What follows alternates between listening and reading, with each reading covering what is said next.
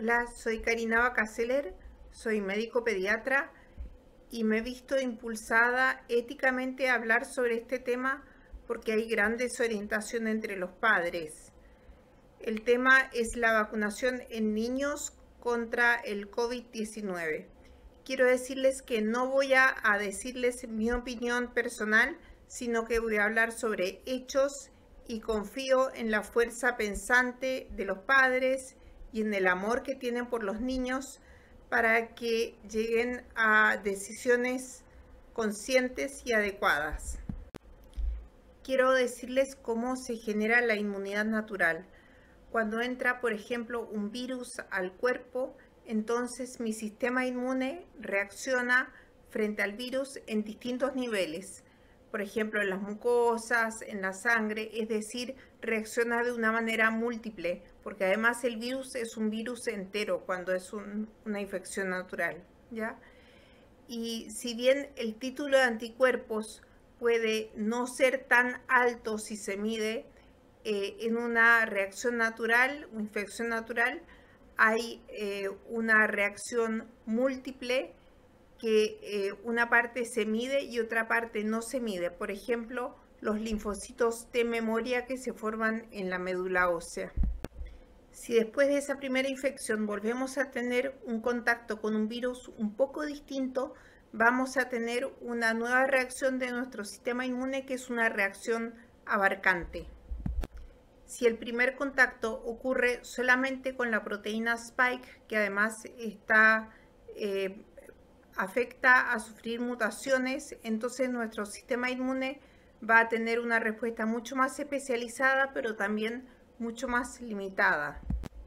Entonces, si nos imaginamos que esa proteína Spike muta, entonces si tenemos un nuevo contacto con el virus, vamos a también reconocer las otras partes que se modifican menos y que ya hemos reconocido previamente en una infección primera natural.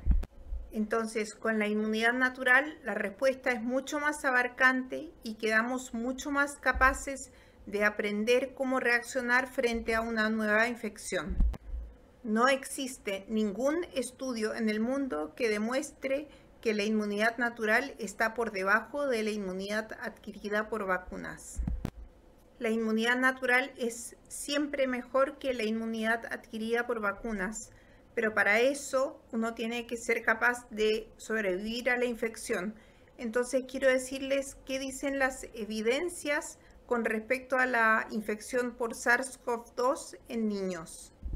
En un estudio muy reciente del 21 de julio de 1921 de la Universidad de Heidelberg, muy prestigiosa, en un trabajo de preimpresión, muestra que los niños tienen muchos menos síntomas y una mejor protección inmune que los adultos. Este estudio se hizo con niños entre 6 y 14 años y se mostró que en familias donde había una persona infectada, solamente el 34% de los niños se contagiaba versus el 58%. Y en el caso de que estuvieran infectados, los niños tenían 5 veces menos síntomas que los adultos. Sin embargo, los niños mostraban títulos de anticuerpos que duraban 11, 12 meses y eran mucho más elevados que los adultos. Los anticuerpos infantiles son muy efectivos frente a variantes del virus, por lo tanto los niños están bien protegidos después de tener una infección natural. También en un artículo de la revista Nature, una revista muy prestigiosa, en un artículo de diciembre de 2020 dice cómo el sistema inmune de los niños está mucho más adaptado y mucho mejor equipado para responder a estos nuevos virus. Y otro estudio del British Medical Journal del año 2021 muestra que en la primera ola las personas que vivían con niños no tenían mayor incidencia de COVID-19. Sin embargo, en la segunda ola, sí, las personas que vivían con niños tenían mayor incidencia de COVID-19, pero no aumentaba la mortalidad. Este estudio fue hecho con 12 millones de personas. En relación al síndrome long COVID descrito, que es como supuestamente las secuelas que quedan en el COVID en los niños, en verdad gran parte de esos síntomas se pueden atribuir a las terapias intensivas.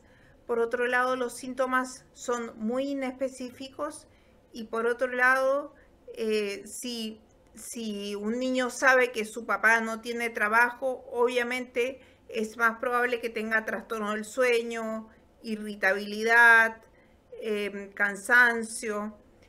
Y por otro lado, no hay estudios que sean hechos a largo plazo, porque el COVID no es algo tan antiguo como para saber si realmente esos síntomas persisten y si están realmente asociados al COVID-19. Sabemos que en los niños la vacuna del COVID-19 produce riesgos como miocarditis y otros. Por lo tanto, tenemos que sopesar los beneficios y los riesgos frente a una vacuna. Quiero aclarar que yo no soy antivacunas, pero siempre hay que ver los pros y los contras de una vacuna. También hay que tener en claro que el COVID-19 va a pasar a convivir con nosotros, va a estar siempre con nosotros.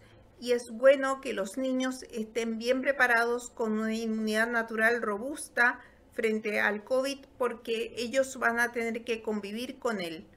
Entonces, ellos pueden tener una inmunidad robusta e incluso, a diferencia de lo que se decía antes, que iban a ellos matar a sus abuelos por estar en contacto con ellos, incluso ellos pueden ser un factor de protección porque van a tener una inmunidad robusta.